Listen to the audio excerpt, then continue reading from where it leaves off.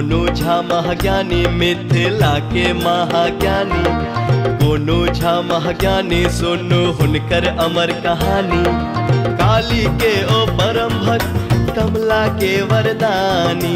हुनकर सत्य कथा में झलकत अजब बुद्धिमानी। मिथिला के माटी कण कण में मैथिल लोक के जन जीवन में इनके किस्सा सुनावे सब तेहन किरदानी। गोनू झा महाज्ञानी मिथिला के महाज्ञानी। गोनू झा महाज्ञानी सुनो हुनकर अमर कहानी।